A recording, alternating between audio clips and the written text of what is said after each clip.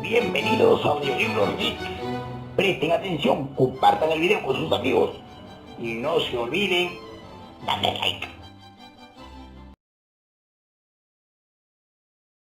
Henry David Thoreau. Caminar.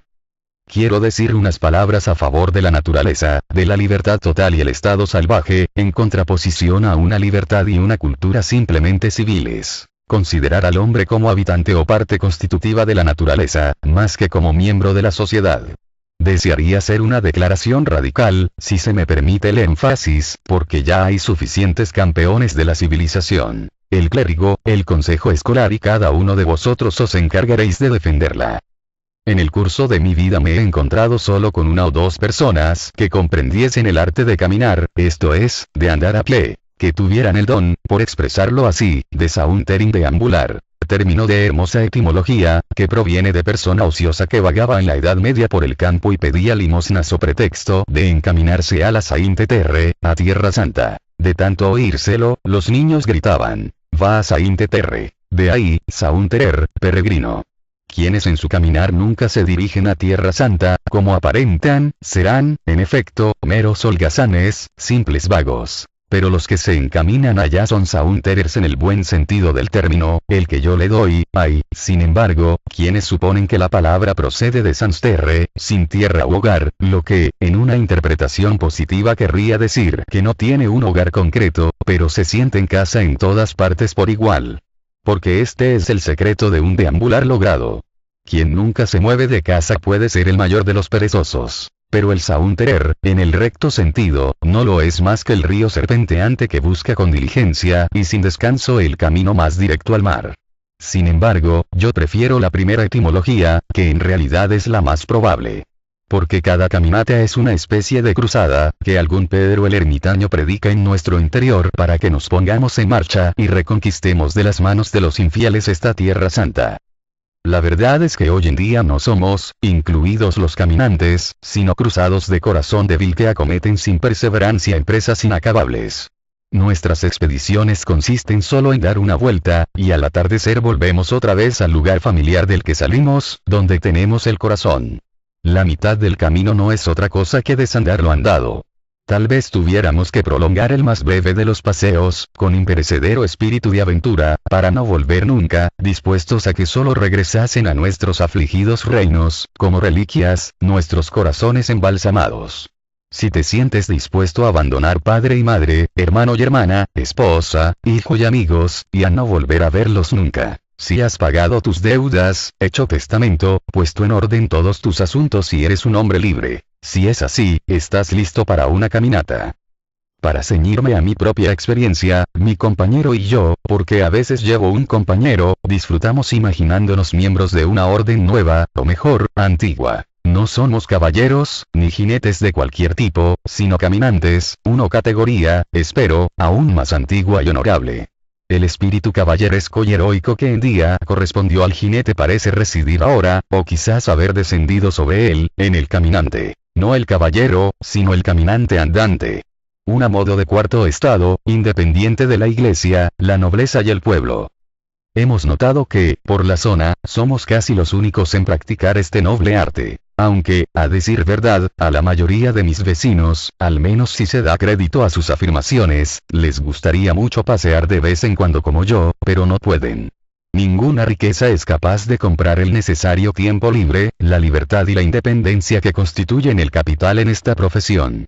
Solo se consiguen por la gracia de Dios. Llegar a ser caminante requiere un designio directo del cielo. Tienes que haber nacido en la familia de los caminantes.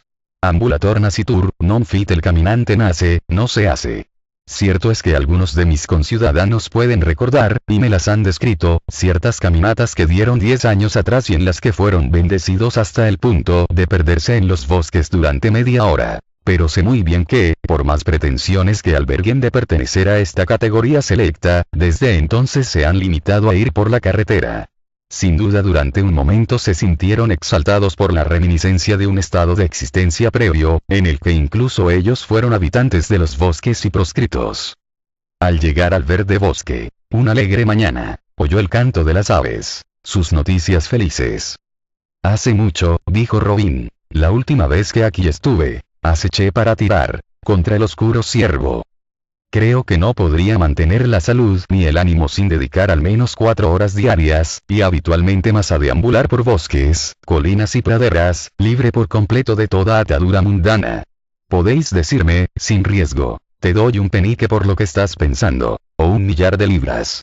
Cuando recuerdo a veces que los artesanos y los comerciantes se quedan en sus establecimientos no solo la mañana entera, sino también toda la tarde, sin moverse, tantos de ellos, con las piernas cruzadas, como si las piernas se hubieran hecho para sentarse y no para estar de pie o caminar, pienso que son dignos de admiración por no haberse suicidado hace mucho tiempo.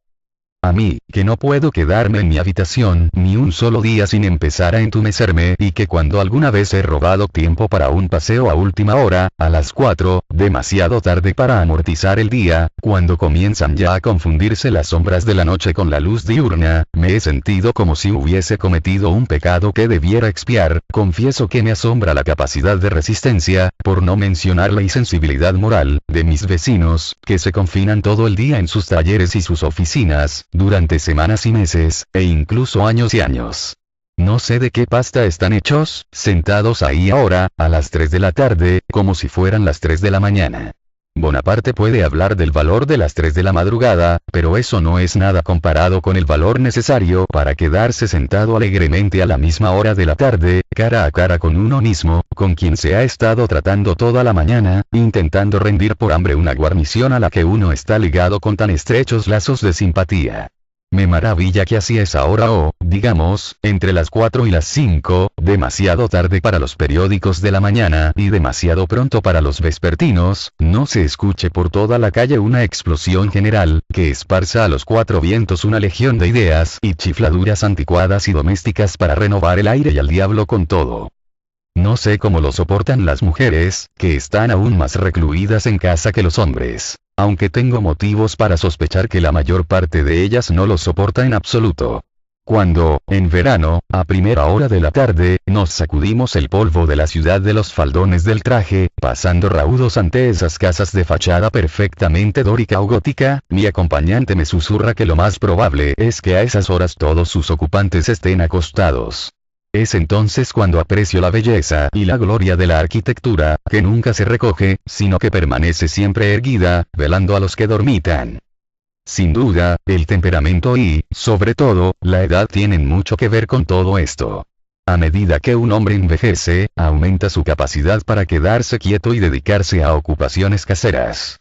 Se hace más vespertino en sus costumbres conforme se aproxima al atardecer de la vida, hasta que al final se pone en marcha justo antes de la puesta del sol y pasea cuanto necesita en media hora. Pero al caminar a que me refiero nada tiene en común con, como suele decirse, hacer ejercicio, al modo en que el enfermo toma su medicina a horas fijas, como el subir y bajar de las pesas o los columpios, sino que es en sí mismo la empresa y la aventura del día. Si queréis hacer ejercicio, id en busca de las fuentes del alma. Pensad que un hombre levante pesas para conservar la salud, cuando esas fuentes borbotean en lejanas praderas a las que no se le ocurre acercarse. Aún más, tienes que andar como un camello, del que se dice es el único animal que rumía mientras marcha. Cuando un viajero pidió a la criada de Wordsworth que le mostrase el estudio de su patrón, ella le contestó: esta es su biblioteca, pero su estudio está al aire libre. Vivir mucho al aire libre, al sol y al viento, produce, sin duda, cierta dureza de carácter, desarrolla una gruesa callosidad sobre las cualidades más delicadas de nuestra naturaleza, igual que curte el rostro y las manos, y como el trabajo manual duro priva a estas de algo de su sensibilidad táctil, pero, en cambio, quedarse en casa puede producir en la piel suavidad y finura, por no decir debilidad, acompañadas de una sensibilidad mayor ante ciertas impresiones.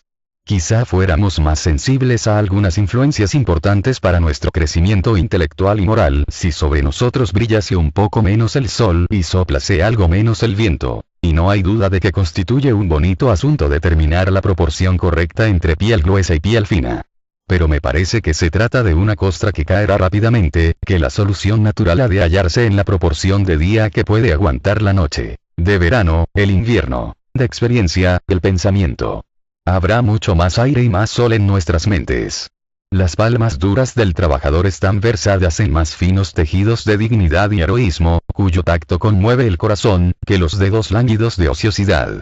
Que solo la sensiblería se pasa el día en la cama y se cree blanca, lejos del bronceado y los callos de la experiencia. Cuando caminamos, nos dirigimos naturalmente hacia los campos y los bosques. ¿Qué sería de nosotros si solo paseásemos por un jardín o por una avenida? Algunas sectas filosóficas han sentido incluso la necesidad de acercar hasta sí los bosques, ya que no iban a ellos. Plantaron arboledas y avenidas de arcés, donde daban subdiales ambulaciones, paseos al aire libre, por atrios descubiertos. De nada sirve, por descontado, dirigir nuestros pasos hacia los bosques, si no nos llevan allá. Me alarmo cuando ocurre que he caminado físicamente una milla hacia los bosques, sin estar yendo hacia ellos en espíritu. En el paseo de la tarde me gustaría olvidar todas mis tareas matutinas y mis obligaciones con la sociedad. Pero a veces no puedo sacudirme fácilmente el pueblo. Me viene a la cabeza el recuerdo de alguna ocupación, y ya no estoy donde mi cuerpo, sino fuera de mí. Querría retornar a mí mismo en mis paseos. ¿Qué pinto en los bosques si estoy pensando en otras cosas? Sospecho de mí mismo, y no puedo evitar un estremecimiento, cuando me sorprendo tan enredado, incluso en lo que llamamos buenas obras. Que también sucede a veces. Mi región ofrece gran número de paseos espléndidos. Y aunque durante muchos años he caminado prácticamente cada día, y a veces durante varios días, aún no los he agotado. Un panorama completamente nuevo me hace muy feliz, y sigo encontrando una cada tarde. 2 o 3 horas de camino me llevan a una zona tan desconocida como siempre espero. Una granja solitaria que no haya visto antes resulta a veces tan magnífica como los dominios del rey de Dahomey. La verdad es que puede percibirse una especie de armonía entre las posibilidades del paisaje en un círculo de 10 millas a la redonda, los límites de una caminata vespertina, y la totalidad de la vida humana. Nunca acabas de conocerlos por completo. En la actualidad casi todas las llamadas mejoras del hombre, como la construcción de casas y la tala de los bosques y de todos los árboles de gran tamaño, no hacen sino deformar el paisaje y volverlo cada vez más doméstico y vulgar. Un pueblo que comenzase por quemar las cercas y dejar en pie el bosque. He visto los cercados medio consumidos, perdidos sus restos en medio de la pradera, y un miserable profano ocupándose en sus lindes con un topógrafo, mientras la gloria se manifestaba en su derredor y él no veía los ángeles yendo y viniendo, sino que se dedicaba a buscar el viejo hoyo de un poste en medio del paraíso. Volví a mirar, y lo vi en pie en medio de un tenebroso pantano, rodeado de diablos. Y no hay duda de que había encontrado la linde, 3 piedrecillas allí donde había estado hincada una estaca. Y mirando más cerca, vi que el príncipe de las tinieblas era el agrimensor. Saliendo de mi propia puerta, puedo caminar con facilidad 10, 15, 20, cuantas millas sean sin pasar cerca de casa alguna, sin cruzar un camino, excepto los que trazan el zorro y el bisón. Primero, a lo largo del río, luego, del arroyo, y después, por la pradera y el lindero del bosque. Hay en los alrededores muchas millas cuadradas sin habitantes. Desde más de un otero puedo ver a lo lejos la civilización y las viviendas humanas. Los granjeros y sus labores resultan apenas más perceptibles que las marmotas y sus madrigueras. Me complace ver cuán pequeño espacio ocupan en el paisaje el hombre y sus asuntos, la iglesia, el Estado y la escuela, los oficios y el comercio, las industrias y la agricultura. Incluso el más alarmante de todos, la política. La política no es más un estrecho campo, al que conduce un camino aún más estrecho. A veces encamino allí al viajero. Si quieres ir al mundo de la política, sigue la carretera, sigue a ese mercader, trágate el polvo que levanta, y te conducirá derecho allí. Porque también ese mundo es limitado, no lo ocupa todo. Yo paso ante él como ante un campo de judías en el bosque, y lo olvido. En media hora pudo llegar a alguna porción de la superficie terrestre que no haya pisado pie humano durante un año y donde, por lo tanto, no hay política, que es solo como el humo del cigarro de un hombre. El pueblo, la villa, es el lugar al que se dirigen las carreteras, una especie de expansión del camino, como un lago respecto de un río. Es el cuerpo del que las carreteras son los brazos y piernas, un sitio trivial o cuadrivial, lugar de paso y fonda barata para los viajeros. La palabra proviene del latín villa, que varón hace proceder, junto vía, camino, de veo, transportar, porque la villa es el lugar al que, y desde el que, se transportan cosas. Para los que se ganaban la vida como arrieros se utilizaba la expresión de yaturam facere, transportar mercancías por dinero. La misma procedencia tienen el término latín vilis y nuestro vil, y también villano. Lo que sugiere el tipo de degeneración con que se relacionaba a los pueblerinos, exhaustos, aún sin viajar, por el tráfico que discurría a través y por encima de ellos. Hay quien no camina nada, otros, lo hacen por carretera, unos pocos, atraviesan fincas. Las carreteras se han hecho para los caballos y los hombres de negocios. Yo viajo por ellas relativamente poco, porque no tengo prisa en llegar a ninguna venta, tienda, cuadra de alquiler o almacén al que lleven. Soy buen caballo de viaje, pero no por carretera. El paisajista, para indicar una carretera, usa figuras humanas. La mía no podría utilizarla. Yo me adentro en la naturaleza, como lo hicieron los profetas y los poetas antiguos, Manu, Moisés, Homero, Chaucer. Podéis llamar a esto América, pero no es América. No la descubrió Américo Vespucio, ni Colón, ni ninguno de los otros. Hay más verdad sobre lo que yo he visto en la mitología que en ninguna de las denominadas historias de América. Sin embargo, existen unos pocos caminos antiguos por los que se puede andar con provecho, como si condujesen a alguna parte, ahora que se encuentran prácticamente cortados. Como la antigua carretera de Marlborough. Hablar aquí de ella es mucho atrevimiento, porque supongo que hay una o dos así en cada lugar. La antigua carretera de Marlborough, donde una vez cavaron en busca de riquezas, mas nunca hallaron nada, donde marciales huestes desfilaron un día. También el Ijabod, temo que inútilmente. No queda nadie excepto perdices y conejos, excepto Elisa Dugan, el de hábitos salvajes, que desdeña la prisa, solo atiende a sus trampas. Y vive en soledad, pegado a lo que importa, donde es dulce la vida, y buena la comida.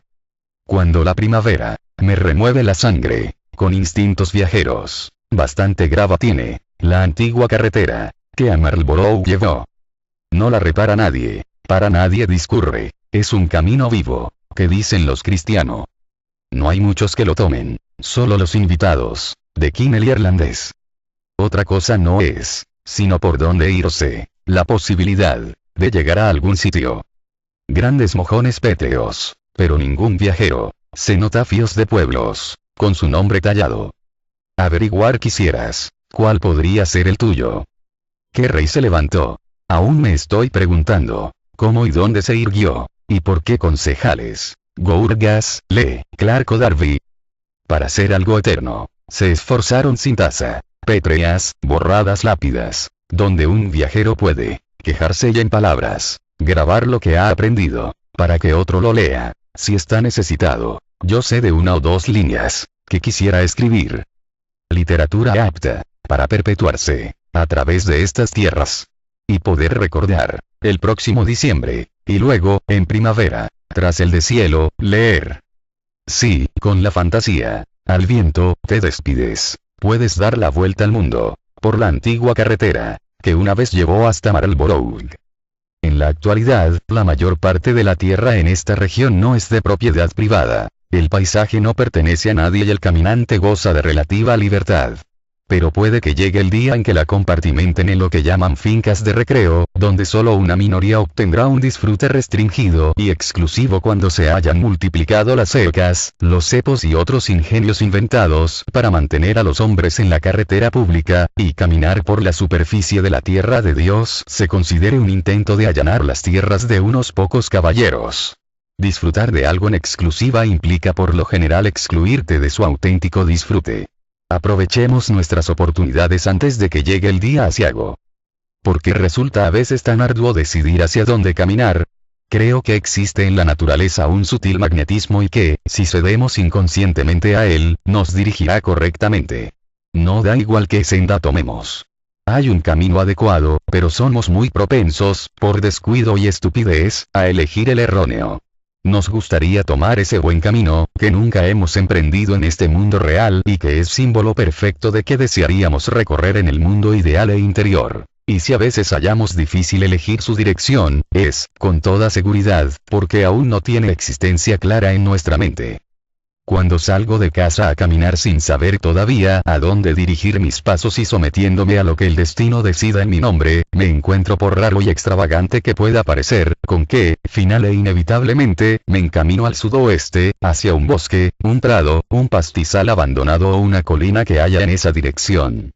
Mi aguja es lenta en fijarse. Oscila unos pocos grados, no siempre señala directamente al sudoeste, es cierto, y tiene criterio propio respecto a esta variación, pero siempre se estabiliza entre el oeste y el sudoeste.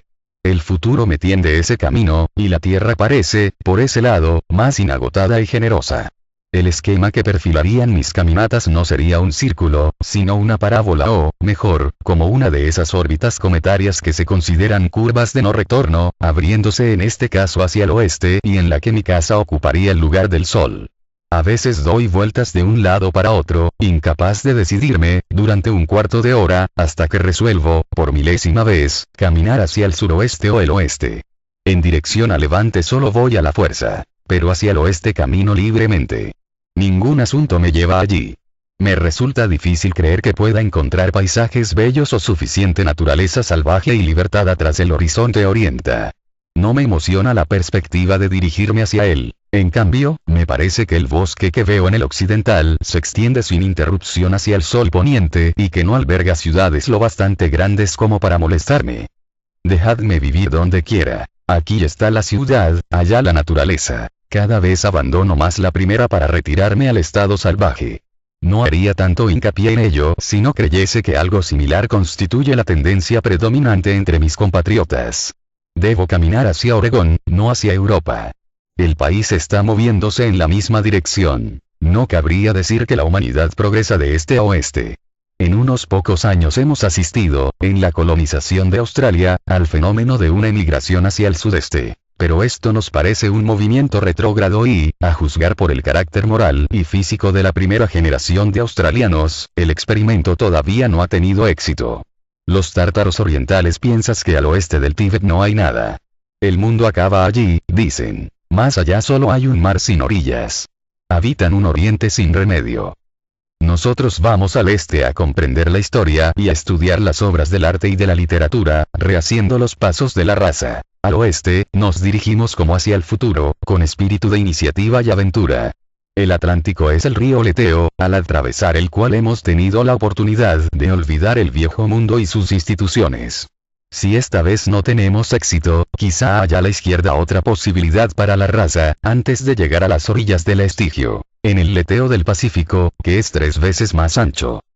Ignoro si resulta muy significativo o hasta qué punto constituye una prueba de singularidad que un individuo coincida en sus paseos más insignificantes con el movimiento general de la raza, pero sé que algo semejante al instinto migratorio de aves y cuadrúpedos, que, como se sabe, en ciertos casos ha afectado a la familia de las ardillas, empujándolas a un desplazamiento generalizado y misterioso, durante el que se las ha visto, dicen cruzar los ríos más anchos, cada una en su rama, con la cola desplegada como una vela, y tender puentes sobre los arroyos más estrechos con los cadáveres de sus compañeras. Que algo así como el furor que ataca al ganado doméstico en primavera, y que se atribuye a un gusano que tienen en el rabo, afecta tanto a las naciones como a los individuos, de forma permanente o de cuando en cuando.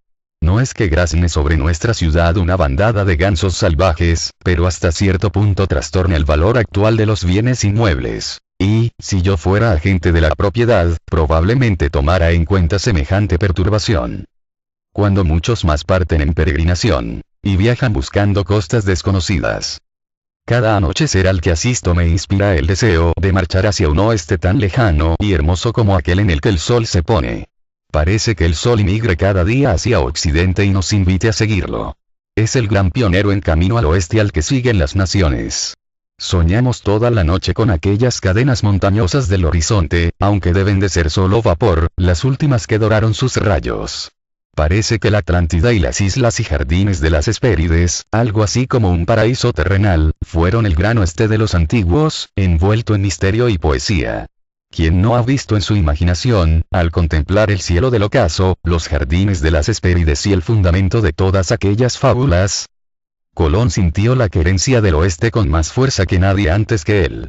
La obedeció y halló el nuevo mundo para Castilla y León. El rebaño humano olió desde lejos verdes pastos, en aquellos días. Y el sol se acostó ya detrás de las colinas, y se hundió en la bahía occidental. Y se elevó otra vez, y arrastró su azul manto. Mañana, a verdes bosques y pastizales nuevos. ¿En qué lugar del mundo puede encontrarse una zona de extensión igual a la que ocupa el conjunto de nuestros estados, tan fértil, tan rica y variada en sus productos y al mismo tiempo tan habitable para los europeos? Michaux, que la conocía en parte, dice que las especies de árboles de gran tamaño son mucho más numerosas en Norteamérica que en Europa. En los Estados Unidos hay más de 140 especies que sobrepasan los 30 pies de altura. En Francia no hay más que 30 que alcancen ese tamaño. Botánicos posteriores confirman sobradamente sus observaciones. Humboldt vino a América a verificar sus sueños juveniles sobre la vegetación tropical y la contempló en su mayor perfección en los bosques primitivos del Amazonas, la más gigantesca zona selvática de la Tierra, que tan elocuentemente describió. El geógrafo Guyot, que era europeo, fue más lejos, más de lo que estoy dispuesto a seguirle, aunque no cuando dice: así como la planta se hizo para el animal y el mundo vegetal para la fauna, América fue creada para el hombre del viejo mundo. El hombre del viejo mundo sigue su camino. Dejando las tierras altas de Asia, desciende, de etapa en etapa, hacia Europa. Cada uno de sus pasos viene señalado por una nueva civilización, superior a la precedente, por una mayor capacidad de desarrollo. Llegado al Atlántico, hace una pausa en la orilla de ese océano desconocido, cuyos límites ignora, y vuelve sobre sus pasos durante un momento. Cuando ha agotado el rico suelo europeo y se ha revigorizado, reemprende su atrevida carrera hacia el oeste, como en las épocas anteriores. Hasta aquí, Guyot.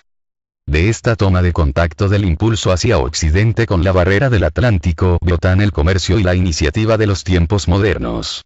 El joven Michaux, en su viajes al oeste de los Alleghanies en 1802, dice que la pregunta común entre los recién asentados en el oeste era: ¿de qué parte del mundo vienes?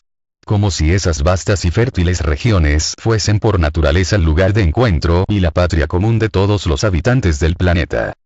Para utilizar una obsoleta expresión latina, podría decir: ex oriente lux, ex occidente frux. De oriente, la luz; de occidente, el fruto. Sir Francis Head, viajero inglés y gobernador general de Canadá, nos dice que en ambos hemisferios americanos, el septentrional y el meridional, la naturaleza no se ha limitado a diseñar sus obras a mayor escala, sino que ha pintado todo el cuadro con colores más intensos y suntuosos que los utilizados para bosquejar el viejo mundo. Los cielos de América parecen infinitamente más altos, más azules; el aire, más puro; el frío, más intenso; la luna, más grande; las estrellas, más brillantes; el trueno, más sonoro; el relámpago, más vivaz; el viento, más potente; la lluvia, más fuerte; las montañas, más elevadas; los ríos, más largos; los bosques, mayores; las llanuras, más extensas. Esta declaración servirá por lo menos para enfrentarla a la relación de Buffon acerca de esta parte del mundo y sus producciones. Linneo dijo, hace mucho: necio quae facies laeta, glabra plantis americanis. Hay un no sé qué de alegre y suave en el aspecto de las plantas americanas. Y me parece que en esta tierra no existen africanae bestiae, animales africanos, como los llamaban los romanos, o a lo sumo hay muy pocos, y que también a este respecto resulta particularmente apta para la habitación humana. Nos han contado que, cada año, en 3 millas a la redonda del centro de Singapur, una ciudad de las Indias Orientales, los tigres matan a alguno de sus habitantes. En cambio, en casi cualquier lugar de Norteamérica puede el viajero acostarse por la noche en los bosques sin temor a los animales salvajes. Son estos testimonios alentadores. Si la luna parece mayor aquí que en Europa, probablemente suceda lo mismo con el sol. Si los cielos de América parecen infinitamente más altos, y las estrellas más brillantes, confío en que simbolicen la elevación a la que la filosofía, la poesía y la religión de sus moradores pueden algún día remontarse. Quizá el cielo inmaterial llegue por fin a parecerle a la mentalidad americana mucho más elevado, y las insinuaciones que lo constelan mucho más rutilantes. Porque creo que el clima tiene ese efecto sobre el hombre, del mismo modo que hay algo en el aire de las montañas que alimenta el espíritu e inspira. Con tales influencias, ¿no alcanzará el hombre mayor perfección tanto física como intelectual? ¿O acaso no importa cuántos días brumosos haya en su vida? Espero que seamos más imaginativos, que nuestros pensamientos sean más claros, más frescos y más etéreos, como nuestro cielo, nuestros conocimientos más amplios, como nuestras praderas, nuestro intelecto, en términos generales, de una escala mayor, como nuestros truenos, nuestros relámpagos, nuestros ríos, montañas y bosques, e incluso que nuestros corazones se correspondan en amplitud, profundidad y grandeza con nuestros mares interiores. Tal vez el viajero llegue a percibir en nuestros mismos rostros algo, un no sé qué de la eta y glabra, de gozoso y sereno.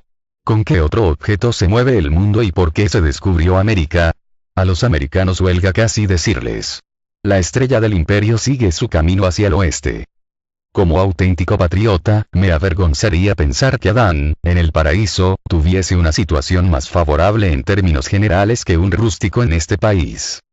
En Massachusetts, nuestras simpatías no se limitan a Nueva Inglaterra. Aunque podamos estar distanciados del sur, simpatizamos con el oeste.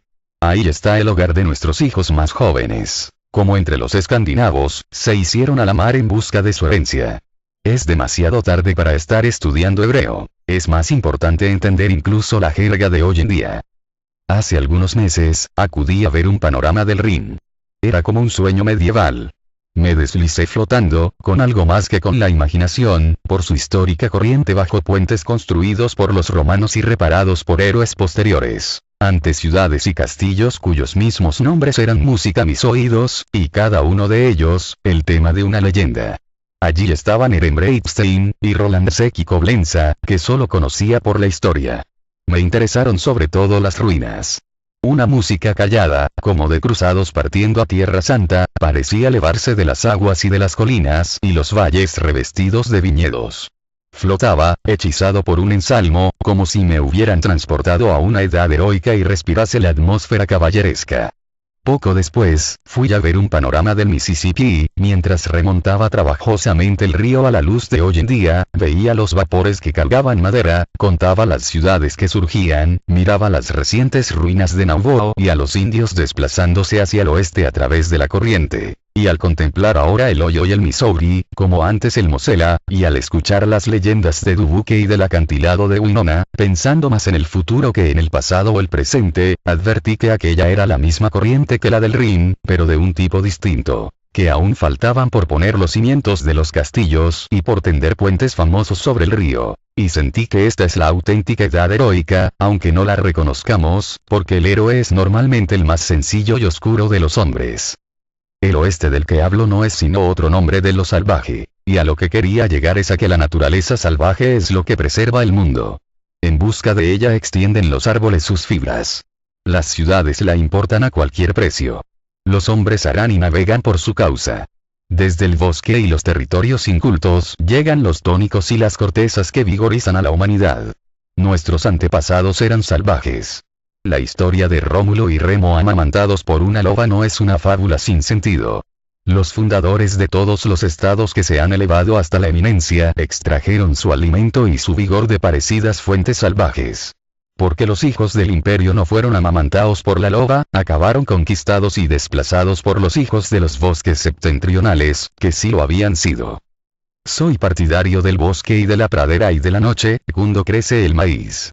Necesitamos una infusión del apeto del Canadá o arbor vitae árbol de la vida en nuestro té. Hay una diferencia entre comer y beber para fortalecerse y hacerlo por mera glotonería. Los hotentotes devoran con avidez el tuétano crudo del kudú y otros antílopes como cosa normal. Algunos de nuestros indios del norte se comen crudo el del reino ártico, así como otras partes, entre ellas las puntas de las cuernas, con tal de que estén tiernas. Y en este punto, quizás se hayan anticipado a los cocineros de París. Toman lo que habitualmente sirve para alimentar el fuego. Probablemente sea mejor para sacar adelante a un hombre que la carne de vaca estabulada y la de cerdo del matadero. Dadme una tierra inculta, cuya visión no pueda soportar civilización alguna, como si viviéramos de devorar crudo el tuétano de los kudús. Hay ciertos claros, que ribetea el trino del zorzal, a los que yo emigraría. Tierras salvajes donde ningún colono se ha asentado, para las cuales creo, ya estoy aclimatado. El cazador africano. Cummings nos cuenta que la piel del eland, igual que la de la mayoría de los antílopes recién muertos, emite el más delicioso aroma a árboles y hierba. Desearía que todos los hombres fueran como antílope salvaje, tan integrados en la naturaleza que su propio cuerpo advirtiese de su presencia a nuestros sentidos de modo tan encantador y nos evocase aquellas zonas de la naturaleza que más frecuentara. Ni se me ocurre ironizar cuando el chaquetón del trampero huele a rata almizclada. Me resulta un olor más dulce que el que habitualmente exhalan las prendas de los comerciantes o las de los eruditos. Cuando entro en sus guardarropas y toco sus trajes, no me evocan las herbosas llanuras y las praderas floridas que han conocido, sino el polvo de las transacciones mercantiles y las bibliotecas. Una piel bronceada es muy respetable, y quizás el aceitunado sea un color más adecuado que el blanco para un hombre, un habitante de los bosques. El pálido hombre blanco. No me extraña que el africano sintiese compasión por él. Dice Darwin, el naturalista. Un hombre blanco bañándose al lado de un tahitiano era como una planta descolorida por el arte del jardinero, comparada con otra sana, verde oscuro, que creciera vigorosa en los campos abiertos. Ben Jonson exclama. Cuán próximo a lo bueno está lo bello. De la misma manera, yo diría. Cuán cercano a lo bueno es lo salvaje. La vida está en armonía con lo salvaje. Lo más vivo es lo más salvaje. Aún no sometido al hombre, su presencia lo reconforta. Alguien que avanzara incesantemente, sin descansar nunca de sus tareas, que creciese deprisa y plantease infinitas exigencias a la vida, siempre se encontraría en un nuevo país o en un nuevo despoblado, rodeado de las materias primas de la vida. Treparía sobre los abatidos troncos de los árboles del bosque primitivo. No hallo esperanza ni futuro para mí en los céspedes y los campos cultivados, ni en pueblos y ciudades, sino en los marjales impenetrables y movedizos. Cuando, antaño, analizaba mi predilección por alguna granja que había pensado comprar, descubría con frecuencia que lo único que me atraía era una pequeña extensión de unos pocos pérticas cuadradas de pantano impenetrable e insondable, un sumidero natural en un rincón. Era la joya que me deslumbraba. Obtengo más sustento de las marismas que rodean mi pueblo natal que de los jardines cultivados en su interior. No hay arriates más espléndidos a mis ojos que los densos macizos de Andrómeda enana, Cassandra caliculata, que cubren esas zonas tiernas de la superficie de la tierra. La botánica no puede ir más allá de decirme los nombres de los arbustos que en ellas crecen. Arándano, Andrómeda paniculada, Andrómeda marina, azalea y rododendro, erguidos en la trémula turba. A menudo pienso que me gustaría tener mi casa frente a esa masa de arbustos de un rojo apagado, sin otro macizo ni arriate de flores, sin el abeto trasplantado ni el elegante boj, incluso sin paseos de grava. Poseer esta fértil parcela requeriría traer de fuera no pocas carretillas de tierra solo para cubrir la arena que se extraería al excavar el sótano. ¿Por qué no situar mi casa, mi sala de estar, detrás de este terreno, en lugar de tras esa exigua colección de curiosidades, ese pobre intento de naturaleza y arte al que llamo patio delantero? Cuesta mucho limpiar y adecentar cuando se van el albañil y el carpintero, aunque si se hace es tanto por el transeúnte como por el morador de la casa. Y ni siquiera el vallado de mejor gusto me ha parecido nunca un objeto de estudio agradable. Los adornos más elaborados, los remates en bellota, o en lo que sea, me cansan y me repugnan enseguida. Adelantad, pues, vuestros alféizares hasta el límite mismo del marjal, aunque no sea lo mejor para mantener seco el sótano, y así los vecinos no podrían acceder por ese lado. Los patios delanteros no se han hecho para pasear, sino, en todo caso, para cruzarlos. Podéis entrar por la parte posterior. Sí. Aunque me consideréis un pervertido, si alguien me diese a elegir entre vivir en las proximidades del más bello jardín que ha conseguido el arte de los hombres o cerca de una lóbrega marisma, optaría sin duda por la marisma. Cuán vamos, pues, en lo que a mí respecta, han sido todos vuestros trabajos, ciudadanos. Mi ánimo se eleva en proporción exacta con la monotonía exterior. Dadme el océano, el desierto o las tierras incultas. La soledad y el aire puro compensan en el desierto la falta de humedad y fertilidad. El viajero Burton dice de él: tu moral mejora, te vuelves franco y cordial, hospitalario y resuelto en el desierto, los licores espirituosos solo provocan asco. Hay un mero placer en la mera existencia animal. Los que han pasado mucho tiempo viajando por las estepas de la Tartaría dicen: al volver a tierras cultivadas, nos agobiaba y nos sofocaba la agitación, el aturdimiento y el tumulto de la civilización. El aire nos parecía insuficiente y nos sentíamos a cada momento a punto de morir de asfixia. Cuando quiero esparcimiento, busco el bosque más oscuro, la más densa, interminable y, para el ciudadano, triste marisma. Entro en un marjal como en un lugar sagrado, un Santa Santorum. Ahí está la fuerza, el ápice de la naturaleza. El bosque silvestre cubre el suelo virgen y la misma tierra es buena para hombres y para árboles. La salud de un hombre requiere tantos acres de prado a la vista como cargas de estiércol una granja. Una ciudad se salva tanto por sus hombres dignos como por los bosques y los pantanos que la rodean. Un municipio con un bosque primitivo meciéndose a un lado, y otro pudriéndose al lado contrario, está en condiciones de producir no solo maíz y patatas, sino también poetas y filósofos para las épocas venideras. En tierras así crecieron Homero, Confucio y los demás, y de una zona inculta semejante llegó el reformador que se alimentaba de langostas y miel silvestre. La conservación de la fauna salvaje exige, por lo general, la creación de un bosque en el que pueda vivir o que frecuente. Lo mismo sucede con el hombre. Hace 100 años se vendía en nuestras calles la corteza arrancada en los bosques. En el aspecto mismo de esos árboles primitivos y robustos había, creo, un principio curtidor que endurecía y consolidaba la fibra de los pensamientos humanos. ¡Ay! Me estremece el presente de mi pueblo natal, degenerado en comparación, en el que hoy no se puede conseguir una carga de corteza de buen grosor, ni producimos ya brea ni aguarrás. Las naciones civilizadas, Grecia, Roma, Inglaterra, han sido sustentadas por los bosques primitivos, que antiguamente se pudrían donde se levantaban. Sobreviven mientras no se agote la tierra.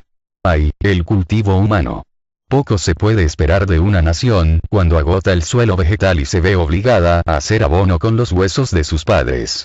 Entonces, el poeta solo se mantiene de sus grasas sobrantes y el filósofo se queda en los huesos. Dicen que la labor del americano es trabajar la tierra virgen y que aquí, la agricultura alcanza ya proporciones desconocidas en ningún otro lugar. Pienso que el granjero desplaza al indio precisamente porque protege la pradera y se hace así más fuerte, y en algunos aspectos, más natural.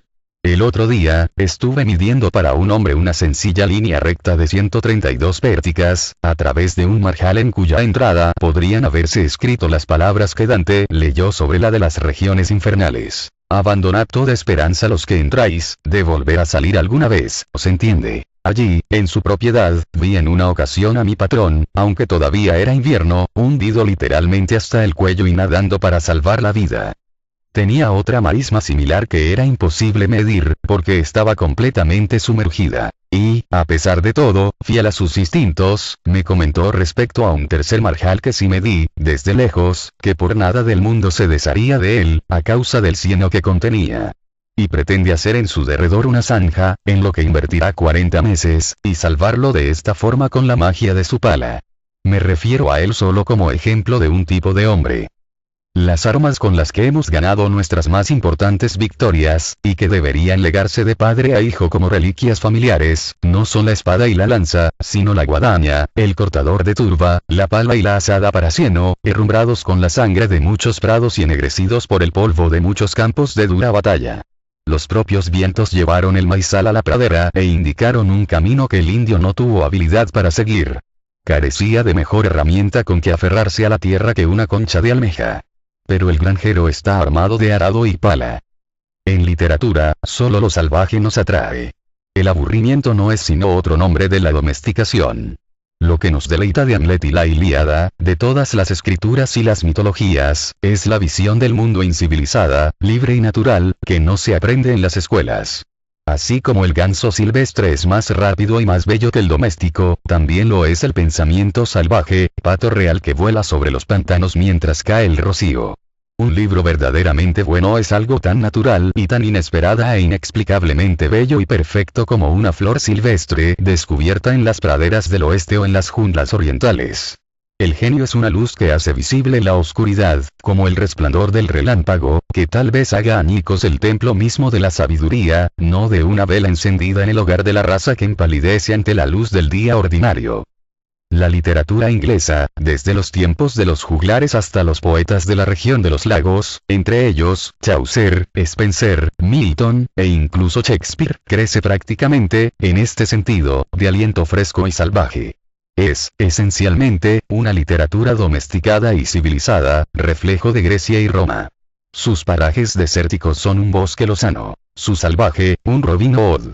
Abunda en amor cordial por la naturaleza, pero falta naturaleza propiamente dicha. Sus crónicas nos informan sobre cuándo se extinguieron los animales salvajes, pero no de cuándo se extinguieron los hombres salvajes que la habitaban. La ciencia de Humboldt es una cosa, la poesía otra. El poeta de hoy en día, pese a todos los descubrimientos científicos y la sabiduría acumulada por la humanidad, no disfruta de ventaja alguna sobre Homero. ¿Dónde está la literatura que dé expresión a la naturaleza? Tendría que haber un poeta que pudiera someter los vientos y los ríos a su servicio, para que hablasen por él, que clavara las palabras a sus significados primitivos, como clavan los granjeros en primavera las estacas que los cielos afloraron, que rastreara el origen de los términos tan a menudo como los utilizase, que los trasplantase a sus páginas con la tierra adherida a las raíces, cuyas palabras fueran tan auténticas, frescas y naturales que parecieran desarrollarse como los brotes cuando se acerca la primavera, aunque quedarán medio asfixiadas entre dos hojas mohosas, en una biblioteca, sí, para allí florecer y dar fruto anualmente, de acuerdo con su género, al lector fiel, en armonía con la naturaleza circundante. No sabría citar poema alguno que exprese adecuadamente este ansia por lo salvaje. Desde ese punto de vista, la mejor poesía resulta mansa. No sé en qué literatura, antigua o moderna, hallar un texto que me satisfaga respecto a esa naturaleza que me es familiar. Advertiréis que pido algo que ninguna época, ni neoclásica ni isabelina, que ninguna cultura, en una palabra, puede ofrecer. La mitología es lo que más se le aproxima. Cuanto más fértilmente ha hundido, al menos, sus raíces en la naturaleza la mitología griega, en comparación con la literatura inglesa. La mitología es la cosecha que produjo el viejo mundo antes de que su suelo quedase exhausto, antes de que la creatividad y la imaginación se marchitasen, y que sigue dando frutos allí donde su vigor prístino permanece constante.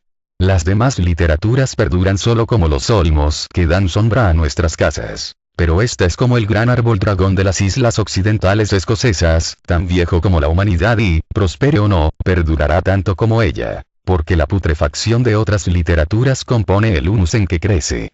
El oeste se está preparando para añadir fábulas a las de oriente. Los valles del Ganges, el Nilo y el Rin, han dado su cosecha. Queda por ver lo que producirán los del Amazonas, el Plata, o el Orinoco, el San Lorenzo y el Mississippi. Tal vez cuando, en el curso de los siglos, la libertad americana se haya convertido en una ficción del pasado, como es, hasta cierto punto, una ficción del presente, los poetas del mundo se inspiren en la mitología americana. Ni siquiera los sueños más extravagantes de los salvajes son menos verdaderos, aunque puedan no resultar presentables para la sensibilidad común entre los ingleses y los americanos de hoy. No todas las verdades son aceptables para el sentido común. La naturaleza tiene un lugar tanto para la clematide silvestre como para la col. Algunas expresiones de la verdad son reminiscentes, otras simplemente sensatas, como suele decirse, otras, proféticas.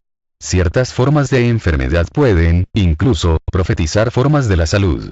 El geólogo ha descubierto que las figuras de serpientes, grifos, dragones voladores y otros adornos extravagantes de la heráldica, tienen su modelo en formas de especímenes fósiles que se extinguieron antes de la creación del hombre y, por tanto, indican un vago y oscuro conocimiento de un estadio anterior de la existencia orgánica.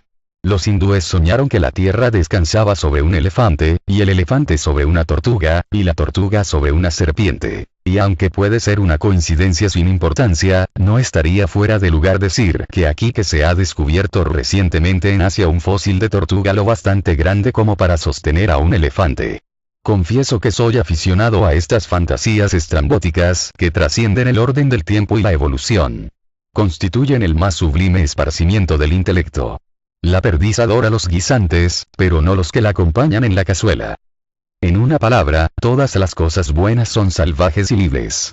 Hay algo en unos acordes musicales, sean producidos por un instrumento por la voz humana, por ejemplo, el sonido de una corneta en una noche de verano, que por su salvajismo, hablando sin ánimo de ironizar, me recuerda a las voces que profieren los animales salvajes en sus bosques originarios.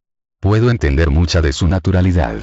Dadme por amigos y vecinos hombres salvajes, no hombres domesticados. La naturaleza de un salvaje no es sino un pálido símbolo de la terrible ferocidad que conocen los hombres buenos y los amantes.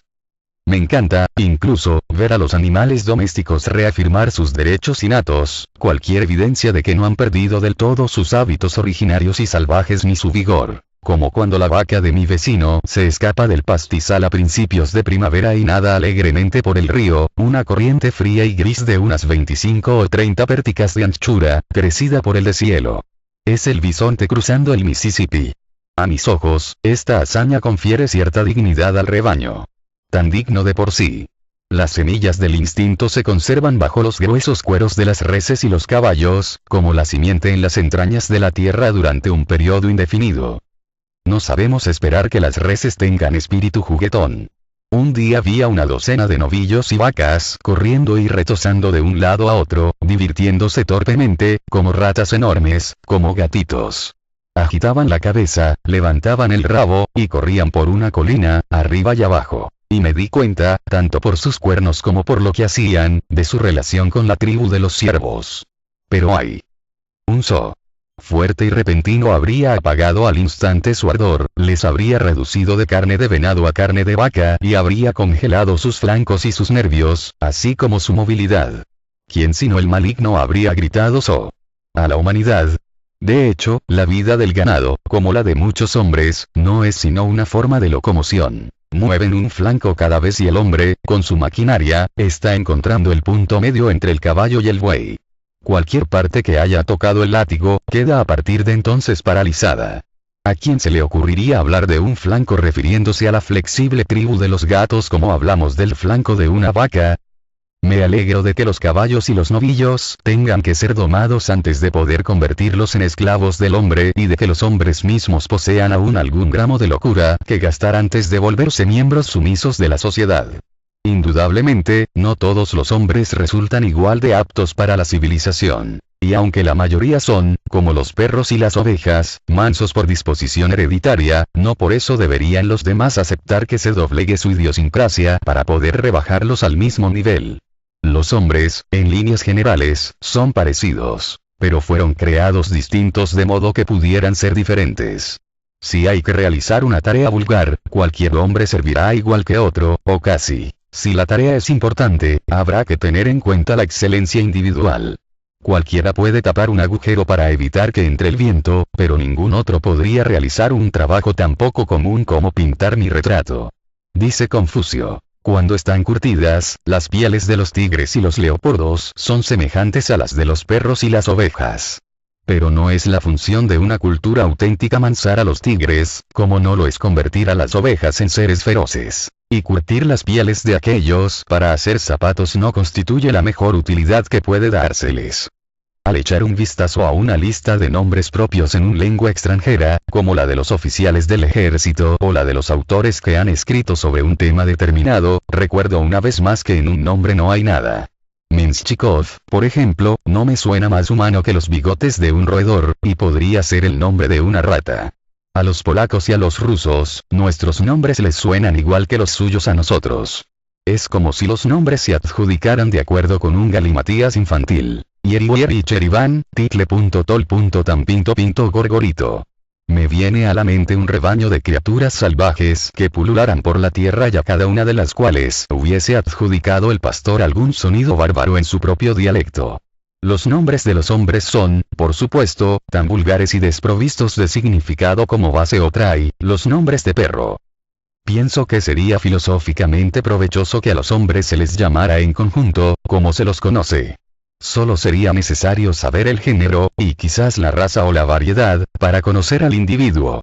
No estamos preparados para admitir que cada soldado raso de un ejército romano tuviera su nombre propio. Porque no se nos ha ocurrido que tuviera un carácter propio. Hasta el presente, nuestros únicos nombres auténticos son los apodos. Conocí a un chico al que sus compañeros de juego apodaban, por su fuerza inusitada, Destrozón, y el apodo llegó a suplantar al nombre de pila. Cuentan algunos viajeros que un indio no recibía un nombre desde el principio, sino que lo ganaba, y que el nombre era su fama. En algunas tribus adquiría un nuevo nombre con cada nueva hazaña. Resulta patético que alguien lleve un nombre solo por comodidad, que no haya ganado ni su nombre ni su fama.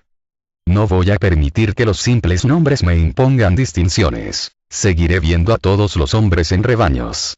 Un nombre familiar no puede hacerme menos extraña a una persona. Puede que se le haya otorgado a un salvaje que mantiene en secreto su propio título salvaje, el que ganara en los bosques. Tenemos en nuestro interior un salvaje natural, y quizá en algún nombre salvaje esté registrado como nuestro. Observo que mi vecino, que lleva el epíteto familiar de William o Edwin, se lo quita junto con su chaqueta. No se le queda adherido cuando duerme ni cuando está encolerizado, ni cuando lo arrebata la pasión o la inspiración. Me parece haber oído pronunciar por alguno de los suyos, en momentos así, su nombre originario en una lengua enrevesada, aunque melodiosa.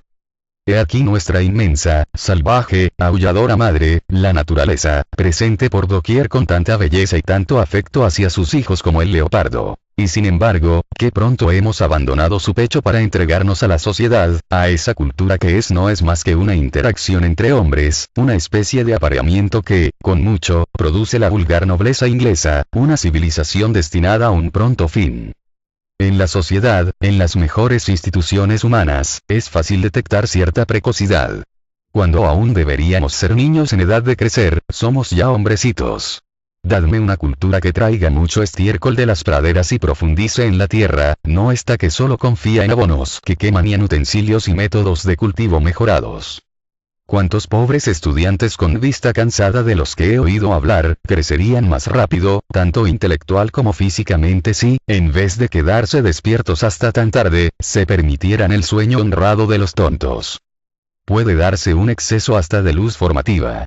Niepce, un francés, descubrió el actinismo, esa energía de los rayos del sol que produce un efecto químico, que actúa sobre las rocas de granito, las estructuras pétreas y las estructuras metálicas de forma igualmente destructiva durante las horas de sol y, si no fuera por ciertas disposiciones de la naturaleza no menos maravillosas, pronto perecerían bajo el delicado toque del más sutil de los agentes del universo.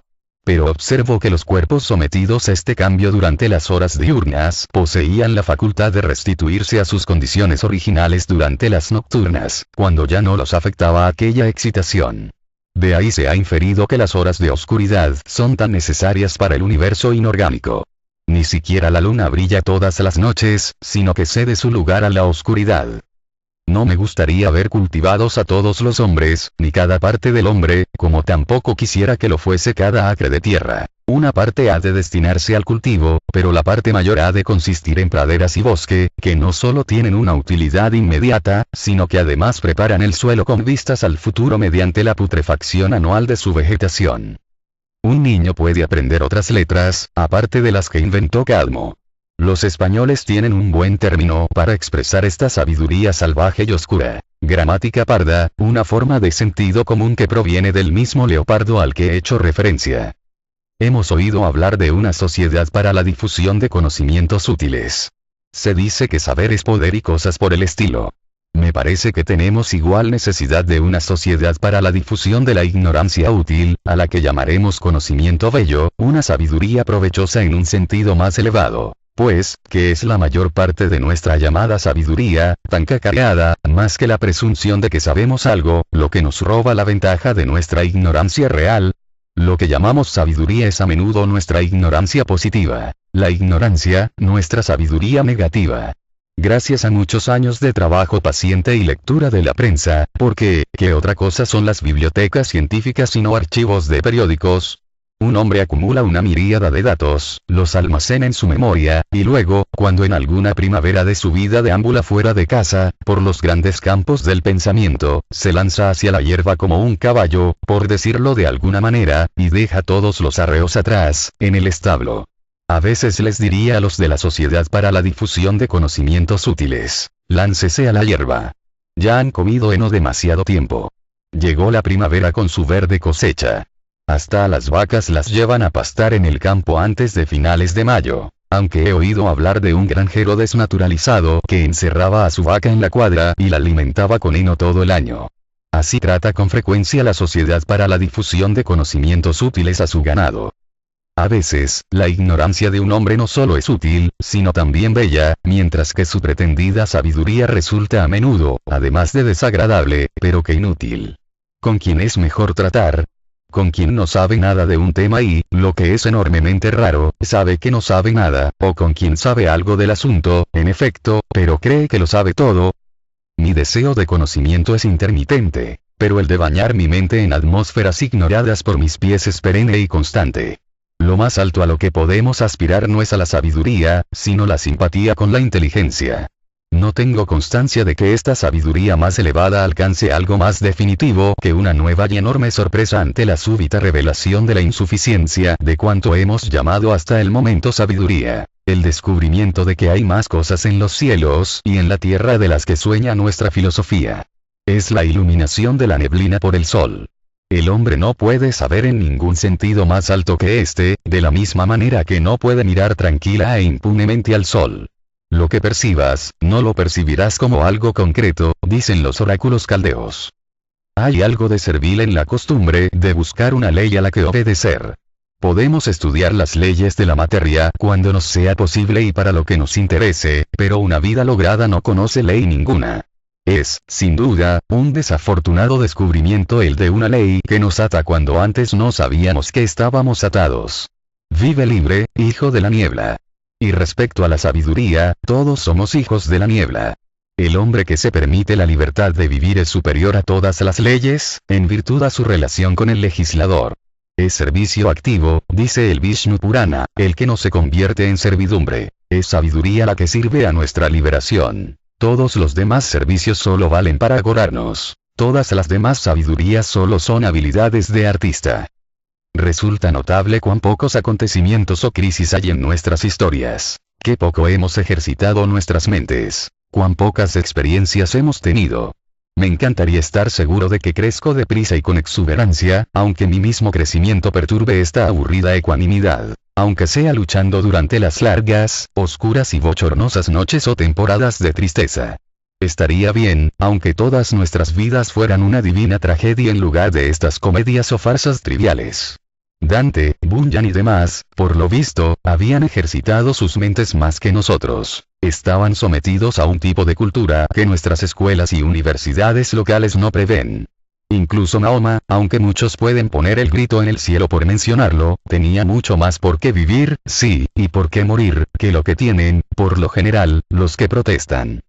Cuando, muy de vez en vez, algún pensamiento nos visita, quizá como dando un paseo por la vía del tren, pasan los vagones sin que los oigamos siquiera. Pero al cabo de poco, por alguna ley inexorable, nuestra vida sigue y los vagones vuelven. Dulce brisa, que invisible vagas, y doblas los cardos en torno del Loira tormentoso, viajera de valles expuestos al viento, ¿por qué abandonaste mi oído tan pronto? Aunque casi todos los hombres se sienten atraídos por la sociedad, a pocos les ocurre lo propio con la naturaleza. Dada su reacción frente a ella, la mayoría de los hombres me parecen, a pesar de sus artes, inferiores a los animales.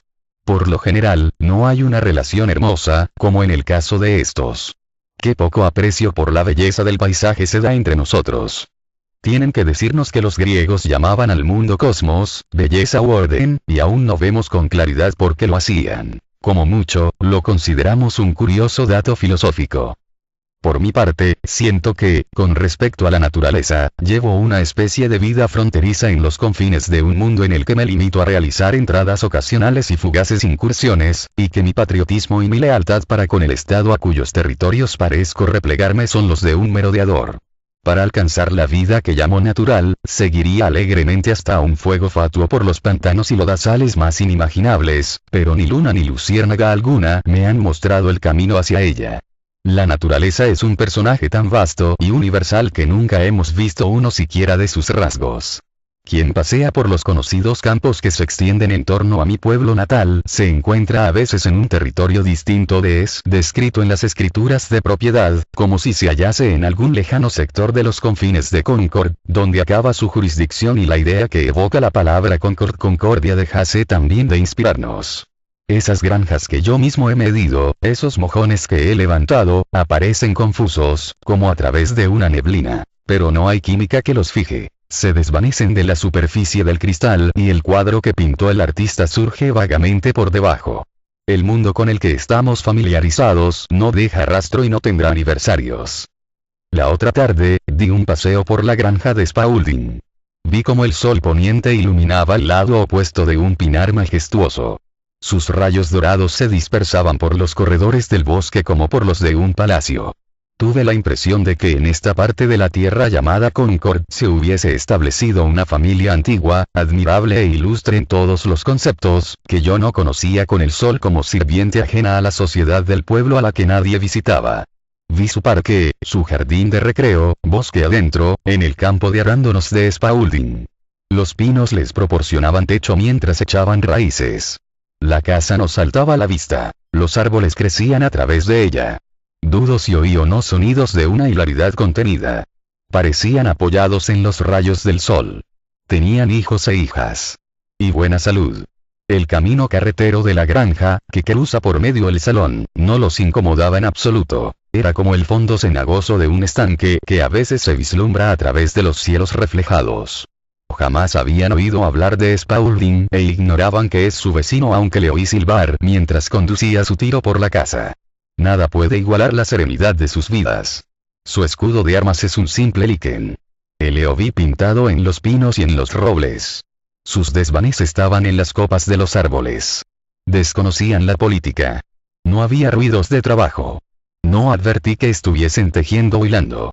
Pero sí detecté, cuando el viento se calmaba y podía oír desde lejos, el dulce arrullo de la música más delicada que pueda imaginarse, como el de una colmena distante, en mayo, que tal vez fuera el sonido de sus ideas. No tenían pensamientos ociosos y ningún extraño podía ver su obra, porque no rodeaban su diligencia de nudos y excrescencias. Pero encuentro difícil recordarlos. Se desvanecen sin remedio de mi mente incluso ahora, mientras hablo y me empeño en evocarlos.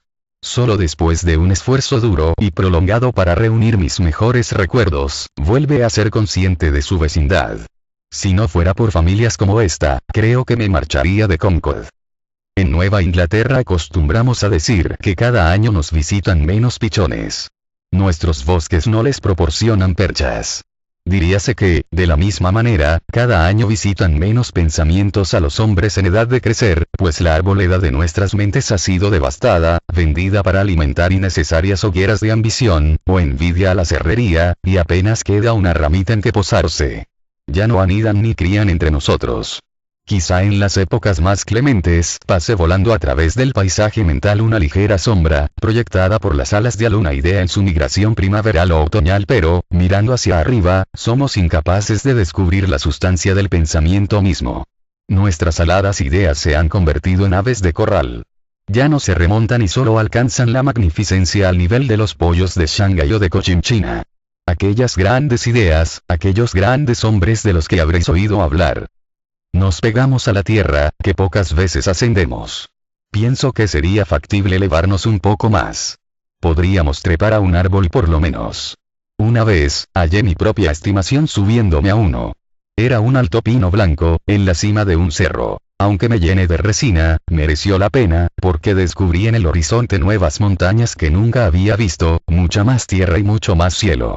A buen seguro, podría haber pasado junto al pie del árbol durante toda mi vida sin haberlas visto nunca. Pero lo más importante es que descubrí a mi alrededor, era a finales de junio, en el extremo de las ramas superiores, nada más, unos diminutos y delicados brotes rojos en forma de cono, la flor fecunda del pino blanco, que miraba hacia el cielo. Llevé enseguida al pueblo la rama más alta y se la enseñé a los forasteros miembros del jurado que paseaban por las calles, porque era semana de juicios, a los granjeros, a los comerciantes de madera, a los leñadores y a los cazadores. Ninguno de ellos había visto nunca algo parecido y se maravillaban como si se tratase una estrella caída del cielo. Y hablan de los antiguos arquitectos, que remataban su trabajo en lo más alto de las columnas con la misma perfección que en las partes más bajas y visibles. La naturaleza, desde el principio, desplegó los diminutos brotes del bosque solo hacia los cielos, por encima de las cabezas de los hombres y sin que éstos los percibiesen. No vemos más que las flores que hay bajo nuestros pies, en los prados. Los pinos vienen desarrollando sus delicados brotes cada verano, desde hace una eternidad, en las ramas más altas del bosque, sobre las cabezas tanto de los hijos rojos de la naturaleza como de sus hijos blancos. Sin embargo, casi ningún granjero ni cazador del territorio los ha visto nunca. Sobre todo, no podemos permitirnos el lujo de no vivir en el presente. Bendito entre todos los mortales quien no pierda un instante de su fugaz vida en recordar el pasado. Nuestra filosofía envejecerá a menos que escuche el canto del gallo de cada corral que haya en nuestro horizonte. Un sonido que suele recordarnos que nuestras actividades y formas de pensar se están enmoheciendo y quedando obsoletas. Su filosofía se ciñe a un tiempo más reciente que el nuestro. Sugiere un novísimo testamento, el Evangelio según este momento, acordé con él. No se ha quedado atrás. Se ha levantado temprano y se ha mantenido en vela. Y estar donde está es ser oportuno, encontrarse en la primera fila del tiempo. Es la expresión de la salud y la robustez de la naturaleza, un alarde dirigido a todo el mundo. Salud como cuando brota a chorro un manantial, una nueva fuente de las musas para celebrar el último instante del tiempo. Donde vive, no se aprueban leyes contra los esclavos fugitivos.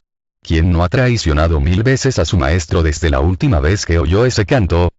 El mérito de la voz de esta ave consiste en estar libre de cualquier quejumbre. Un cantante puede, con facilidad, provocarnos lágrimas o risa, pero ¿dónde está el que sepa excitar en nosotros el puro regocijo matutino? Cuando, en medio de una lúgubre depresión, rompiendo un domingo el terrible silencio de nuestras aceras de tablas, o quizá velando en la funeraria, oigo cantar al gallo, cerca o lejos, pienso para mí, al menos, uno de nosotros se encuentra bien. Y, con una repentina efusión, vuelvo a mi ser. Un día del pasado noviembre, presenciamos un atardecer extraordinario. Estaba yo paseando por un prado en el que nace un arroyuelo, cuando el sol, justo antes de ponerse, tras un día frío y gris, llegó a un estrato claro del horizonte y derramó la más dulce y brillante luz matinal sobre la hierba seca, sobre las ramas de los árboles del horizonte opuesto y sobre las hojas de las carrascas de la colina, mientras nuestras sombras se alargan hacia el este sobre el prado, como si fuéramos las únicas tachas en sus rayos. Había una luz como no podíamos imaginar momentos antes, y el aire era tan cálido y sereno que nada faltaba al prado para ser un paraíso. Si pensábamos que aquello no era un fenómeno aislado que nunca más iba a ocurrir, sino que se repetiría una y otra vez, un número infinito de atardeceres, y confortaría y sosegaría hasta el último niño que andaba por allí, resultaba todavía más glorioso. El sol se pone sobre un prado retirado, en el que no se ve casa alguna, con toda la gloria y esplendor que derrocha sobre las ciudades, y quizá más que nunca, no hay sino un solitario halcón de los pantanos, con las alas doradas por sus rayos. O bien, solo una rata almizclada que observa desde su madriguera, y un arroyuelo jaspeado en negro, en medio del marjal, comienza su vagabundeo serpenteando lentamente en torno a un tocón podrido. Caminábamos envueltos en una luz pura y brillante que doraba la hierba y las hojas marchitas, tan dulce y serenamente viva, que pensé que nunca me había bañado en un torrente dorado que se le asemejase, sin una onda o un murmullo. El lado occidental de los bosques y las elevaciones resplandecía como los confines del Elíseo y el sol, a nuestras espaldas, semejaba un pastor que nos llevara a casa al atardecer. Así deambulamos hacia Tierra Santa, hasta que un día el sol brille más que nunca, tal vez en nuestras mentes y en nuestros corazones, e ilumine la totalidad de nuestras vidas con una intensa luz que nos despierte, tan cálida, serena y dorada como la de una ribera en otoño.